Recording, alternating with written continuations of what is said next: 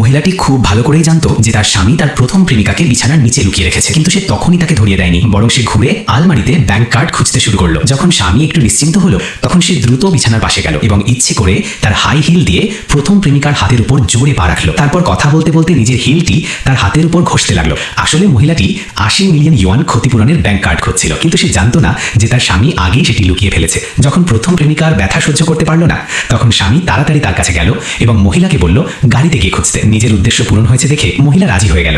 যাওয়ার আগে সে ইচ্ছে করে প্রথম প্রেমিকার চুলের একটি গোছা টেনে ছিঁড়ে নিল। এতে স্বামীর খুব কষ্ট হলো, কিন্তু 80 মিলিয়ন ইউয়ানের জন্য তাকে চুপ থাকতে হলো, কারণ টাকা রাত একটা অ্যাকাউন্টে আসার কথা ছিল। কিন্তু সে জানতো না যে ব্যাংক কার্ড সে লুকিয়ে রেখেছিল সেটি মহিলা আগেই বদলে $100 লিমিট থাকা সেকেন্ডারি কার্ড দিয়ে দিয়েছে। মহিলা অপেক্ষা করছিল সেই মুহূর্তের জন্য যখন তারা বিল দিতে পারবে না। এরপর মহিলা বাড়ি ফিরে আসে। স্বামী তার প্রথম প্রেমিকাকে নিজের বোন বলে পরিচয় করিয়ে দেয়। প্রথম প্রেমিকার সঙ্গে সঙ্গে বলে যে সে পুরো পরিবারকে একটি দামি রেস্টুরেন্টে খাওয়াবে। এরপর সবাই রেস্টুরেন্টে পৌঁছে যায়। এটি দেখে মহিলা প্রথম প্রেমিকাকে সতর্ক করে, আজ এখানে অনেক ভিড়, তাই সবাই যেন শুধু একটি করে ডিশ অর্ডার করে। কিন্তু প্রথম প্রেমিকা তাকে উপহাস করে। পরের মুহূর্তেই সে টেবিল ভর্তি দামি খাবার এবং মদ অর্ডার করে দেয়। যখন প্রথম প্রেমিকা উঠছিল তখন সে ভুল করে একজন ওয়েটারের সাথে ধাক্কা খায়। স্বামী যখন তাকে মারতে যাচ্ছিল তখন হঠাৎ রেস্টুরেন্টের মালিক সেখানে উপস্থিত হয়। তাদের মনে হচ্ছিল খুব শিগগিরই তাদের কাছে 80 মিলিয়ন টাকা আসবে, তাই তারা আত্মীয়দের দিয়ে প্রাইভেট হলের জিনিসপত্র ভাঙচুর করিয়ে দেয়। এমনকি লক্ষ লক্ষ টাকার পুরনো ফুলদানিটাও ছেড়ে দেয়নি। কিন্তু তারা জানতো না যে রেস্টুরেন্টের মালিক আসলে মাফিয়া বস। এই কথা শুনতেই তার লোকজন সঙ্গে সঙ্গে হলে ঢুকে পড়ে। এরই মধ্যে মালিক সব ক্ষতির হিসাব করে ফেলেছিল।